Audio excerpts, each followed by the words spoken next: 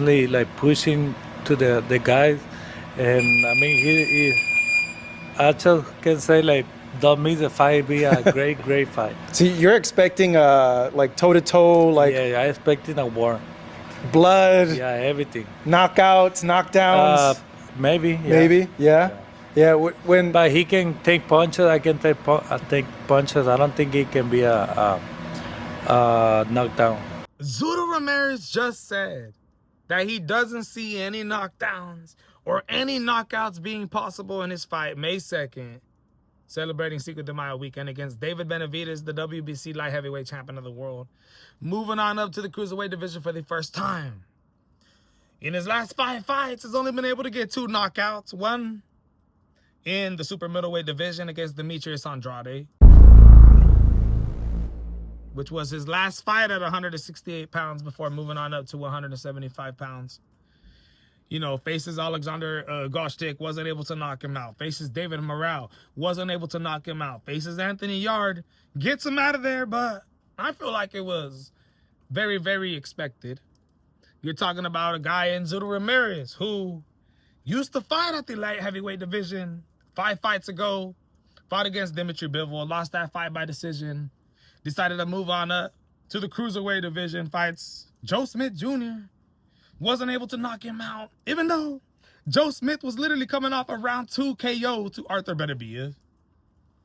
And in his cruiserweight reign, while being the WBO and WBA cruiserweight champion in the world, has yet to get a knockout.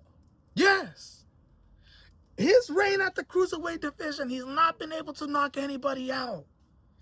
Has a record of 48 wins, 1 loss, is on his 50th fight of his career with 30 knockouts. But most of his knockouts happened at the light heavyweight division at 175 pounds, right? This is somebody who started his career at 160 and has built up himself with a lot of knockouts up and up and up, all the way up to the cruiserweight division where the knockouts have started to fade. Now, just because he doesn't get knockouts doesn't mean he's a pillow-fisted puncher. I just don't think he's able to find the right amount of punches, land the right amount of great punches to be able to get the fighters out of there. Technically, I think he was a lot better at the light heavyweight division than what he is at the cruiserweight division. The only reason why I say that is because at the light heavyweight division, you're facing a lot faster fighters, and you got to be real defensive. You can't, you know, keep your hands down. You can see the light heavyweight division is absolutely filled with killers, fast fighters. If you put your hands down, you're going to get clipped. You move up to the cruiserweight division where the weight limit is 200 pounds. You're able to get away with a lot of things that these lighter lower weight classes aren't able to get away with due to the fact that, you know, number one, the cruiserweight division isn't the most stacked division. And I would say some of these fighters in this division aren't the most athletic, the most speedy compared to somebody like David Benavides, who's moving on up from the light heavyweight division for the first time.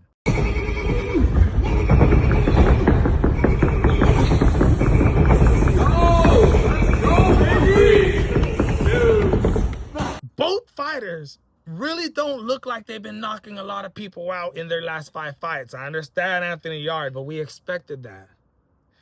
Will David Benavides moving up to a whole new weight division where the weight limit is at 175 pounds, it's 200 pounds. Will he be able to knock out Zurdo Ramirez? Nobody has been able to knock out Zurdo yet. But I'm going to tell you this. I know for a fact, reflexes and speed, ring IQ, David Benavides has all the benefits, all the advantages. I see somebody in Zurdo Ramirez who, in the light heavyweight division, fought with his hands up a lot, used a lot of defensive skills, movement, not the most movement, but inside, outside movement, kept his hands up, combinations. In the cruiserweight division, specifically also in his last fight, I felt like I seen a lot of openings, a lot of things, defensive flaws that he does, and people aren't able to take advantage of it. An example, Teofimo Lopez getting away with a lot of things, leaving that left side of his body open, not keeping his left hand up to protect him, protect that left side of his face. Of course, Stevenson took advantage of that. A lot of fighters didn't. I see David Benavides being able to take advantage of a lot of Zurdo Ramirez's flaws, especially with his speed, and moving on up, eating whatever he wants. Will he carry more power? Imagine if he knocks out Zurdo Ramirez. I honestly believe he can. Now, we know that both fighters know a lot about each other. You've seen Lamont Roach Jr., Gervonta Tank Davis, guys who fought in the amateurs, trained a lot with each other. When they ended up fighting, it ended up being a very close fight, almost like their amateur fights. David Benavides, when he was 21 years old in 2016, went to Zurdo Ramirez's training camp, helped him by being a sparring partner for the whole training camp, as Zurdo Ramirez is looking to become the WBO super middleweight champion of the world against Arthur Abraham. These are friends. They know a lot about each other. Their sparring sessions say that they're pay-per-view worthy. He just said he thinks it's going to be a goddamn war. But I do believe, even though David Benavides hasn't been knocking everybody out, 5 knockouts in a row. No, 2 knockouts in his last 5 fights. I do see him being able to knock out Zurdo Ramirez in what's going to be an absolute war. I see it being a war because Zurdo Ramirez is going to come to fight, and I don't think David Benavides is going to back down from a fight. But I think when it comes to skills mixed with fighting, I think David Benavides is the better fighter. I think he's going to get it done. But another thing that I wanted to talk about when it comes to this interview and Zurdo Ramirez, as you can tell, it just started raining right now, getting wet. Zurdo Ramirez says that there's an opportunity and possibility that he's still going to fight Jai Opetaia. Jai Opetaia just announced today he's fighting for the Zuffa Cruiserweight World title against Brandon Glatton, right? The #1 ranked United States Cruiserweight fighter. If you guys know him in the United States rankings for Cruiserweights, he's actually rated #1. I actually like this fight for Jai Opetaia. He's making more money than he's ever made. It seems like it's probably going to be, a lower level fight. He's still going to make a lot of money, get himself used to the Zuffa Boxing League, prepare himself a tune-up fight, prepare himself for what I think after Zurdo Ramirez. If he loses to David Benavides, we know David Benavides is going to want to move back down. I think, and specifically if Zurdo Ramirez beats David Benavides, then for a fact, I think we're going to be seeing Jai Opetaia next against Zurdo Ramirez. Now, if he loses, we're going to see how everything ends up playing out. But I know for a fact, if David Benavides does end up fighting Bivol and moves back down to the light heavyweight division, he's not going to be able to keep his cruiserweight title. So we'll end up seeing if David Benavides Zurdo Ramirez ends up getting a mandated fight or something happens with him and he ends up becoming world champion again, next thing you know, in the next year. Okay, still possibility. But he talks about Jai Opetaia being signed to Zuffa Boxing and how it's still a very, very big possibility that he fights him. And I like that, dude. I could imagine Jai Opetaia being signed to Zuffa Boxing now, being able to get any fight they want. Any fight they want. As long as negotiations are right. Jai Opetaia is the guy I thought you were going to end up fighting. What happened?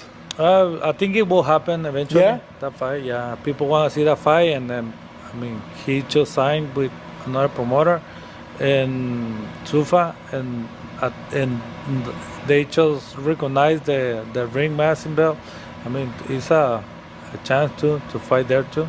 You hear Shakur Stevenson and Terrence Bud Crawford on the Aiden Ross podcast yesterday talking good about the organization. You see a lot of different fighters signing over to the league, promoters, Rick Mears and Virgil Ortiz's manager himself saying he signed over 7 of his fighters, and 7 of those fighters are making more money than they ever made and are getting more clout and more opportunities than they ever were due to the politics in the sport of boxing. So I like this, man. Zurdo Ramirez having plans on fighting Jai Opetaia, stirring this fight up with David Benavides saying it's going to be an absolute war. I can see it being an inside-the-pocket fight, and if I think it is, I see it being an absolute bloody fight on May 2nd that I can't wait for. I can't wait to see David Benavides fight against Zurdo Ramirez. It is going to be a back-and-forth war, and I think for the first time we're going to see Zurdo Ramirez take more punishment in his career than he's ever taken in his career, more than he took against Dimitri Bivol, unless the lactic acid builds up in David Benavides, being that this is his first fight at the cruiserweight division, being that Zurdo Ramirez is going to be putting his weight on him, putting his arms on him. All that lactic acid, the energy, the movement that you're moving around now with all this extra weight, will it affect them? Very, very interesting, my friends. But this is the MMA Boxing Addict channel. Just talking to you about some boxing talk, reviewing the interview with the Zurdo Ramirez, WBO, WBA Cruiserweight Champion of the World. Let me know what you guys think and how the fight's going to play out. And I'm out.